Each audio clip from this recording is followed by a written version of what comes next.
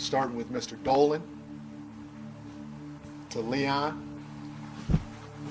to the players, all the way down to the fans, is to build a sustainable winning culture that produces championships.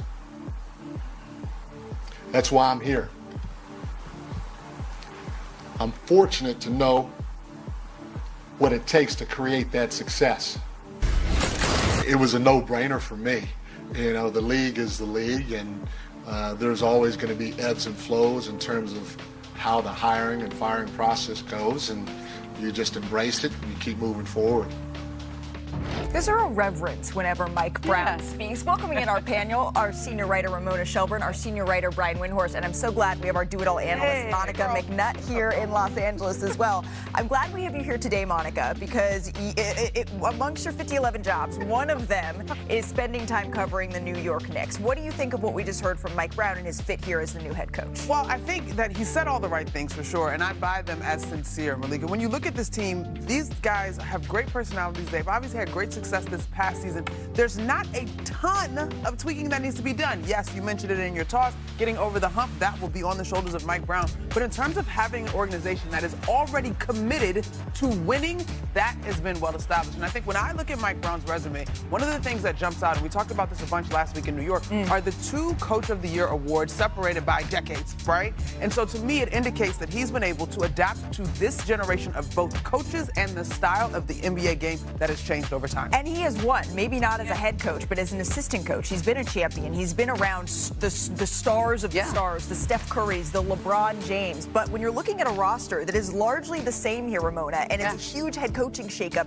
after the Knicks made it all the way to the conference finals, the bar of success, it's pretty freaking high. So let's remind people, though, that when they did get rid of Tom Thibodeau, they met with a lot of the key players. There was interviews with 7 or 8 of the key players right before they made that decision. And so I think they're pretty confident knowing that Mike Brown will be well received here and a new voice will be well received. And I think probably his best attribute here is just his flexibility. You know, one of the things that happened with the Knicks, they had one of the best 2-man combinations in offense early in the season with Jalen Brunson and Karl Towns. That pick and roll game worked so well. Then opponents changed things up a little bit. They would put Josh Hart's man onto Jalen Brunson and they would dare Josh Hart to shoot. And the Knicks just never had a counter for it. And you saw that when they got to the playoffs, they were just very one note. And Mike Brown is a very collaborative guy. He's worked in a lot of situations. I first got to know him in Los Angeles when he worked with Kobe Bryant following Phil Jackson. And so this is a big job, the New York Knicks job, but this man has had some of the biggest jobs in sports already. And he didn't mince words, right? He said, I am here to produce championships. He addressed that head on, Brian. Yeah, I mean, he's not going to like me saying this, but he has now been coaching in the NBA in 4 different decades. His career started in the NBA back in the 90s. And if you, like Ramona said, like, look who he's worked under. He's worked under Greg Popovich. He's worked under Steve Kerr. He's worked under Rick Carlisle. He's coached LeBron James. He's coached Kobe Bryant. He has seen a lot of things. He's been to the finals, I believe, with 3 different organizations, once as a head coach. He's had a lot of success coaching in the East in a slowdown system. I've watched him coach teams that have won playoff games where they didn't break 80 points. He's coached the fastest paced offense in the league, which he was with the Kings 2 years ago. So what the Knicks are doing here is they are hiring a coach with a big array of experience because they have a lot of things in place. What they need, as Ramona said, is the ability to have options. They need to be able to play different ways when they get in the playoffs so that when a team tries to impose a game plan on them, they can maneuver around a little bit. Some of that is on the front office, and they've added some players to their roster this year to give him more tools than Tom Thibodeau had before him.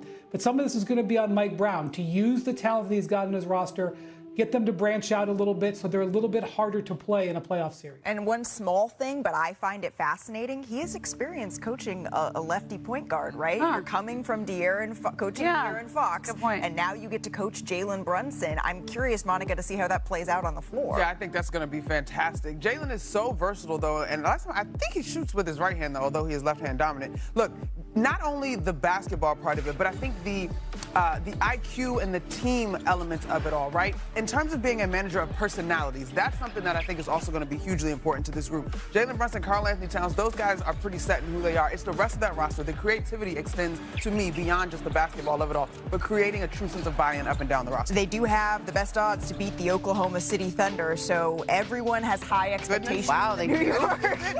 Goodness. Everybody has high expectations of the New York Knicks here. Many of us, though, we've been away for the holiday, right? Some barbecue, maybe a little bit of pool time, but NBA all of those. teams, they were still bringing the fireworks, right? Teams have been active here in Los Angeles. Shams reported early yesterday that the Clippers, the Jazz, and the Heat agreed to a trade. It sends Norm Powell to Miami, John Collins to the Clippers, and then Kevin Love, Kyle Anderson, and a 2027 Clippers second-round pick, all to Utah.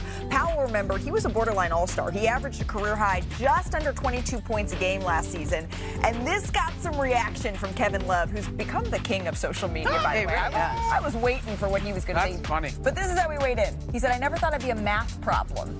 Welcome to the NBA. I guess welcome to the NBA indeed, Brian. What's your biggest takeaway when you're looking at this 3-team deal? Well, the reason Kevin said that, just so you know, is because he had to be included in this deal for salary purposes. Right. And the Heat are thrilled with what they got in this deal. They had been looking for a way to upgrade the talent on their roster and to be able to basically get John Collins from the Jazz and then flip him to the Clippers for Norm Powell. That is a big upgrade to their backcourt. Norm Powell is coming off of a career season. His steady improvement in the mid part of his career has been terrific. This is definitely the type of move that in an Eastern Conference that frankly is banged up and is devoid of talent. This kind of talent influx is huge for the Heat. And the Clippers make a big move here. They have added a lot to their front court over the last 2 weeks, signing Brook Lopez to be Ivica Zubac's backup, and now adding John Collins, a frontline power forward in the last year of his contract. You assume he's going to be motivated to have a big season. Man, Wendy, repost, retweet, heavy on the what does this mean for the Miami Heat, y'all. Like, when I saw this going down, I'm like, huh? So I just go through this roster tentatively, right? Like, Norman Powell, I am in on that dude. I don't think last year was a fluke. Certainly it could be one of his career years, but I think he's in place to be able to duplicate that sort of productivity the next couple of seasons. But if you give me Adebayo, Powell, Hero, Wiggins, and Ware, Kel'el Ware, I still think is a little bit of a gem in the league in terms of folks maybe not knowing how dynamic he is at 7 foot. But in the East, that is sort of open outside of the odds that you just mentioned for the New York Knicks. Like, that's not a bad starting lineup. You're sprinkling a little bit of Heat culture, if I may. And I don't know, you kind of got to see what can happen down in South Beach. The backcourt is a little crowded. I'm curious if they're done making moves here. But since we're in Los Angeles and Clippers fans are curious, they desperately needed a power forward. That's something that last season you're kind of looking around and saying, all right, Kawhi cannot be taking on all of these minutes, right? Ramona, are they done? How are they feeling? If the East is wide open, the West is crowded. Well, I don't think a team as smart as the Clippers front office would leave themselves bare in the starting shooting guard position if they didn't have a pretty good feeling that there might be a pretty good shooting guard becoming available via the buyout market fairly soon, and that's Bradley Beal. So I think you should regard the Clippers as one of the favorites for Bradley Beal if he is indeed bought out by the Phoenix Suns, and that comes to fruition as we've all been expecting for a while here. And if you're Brad Beal,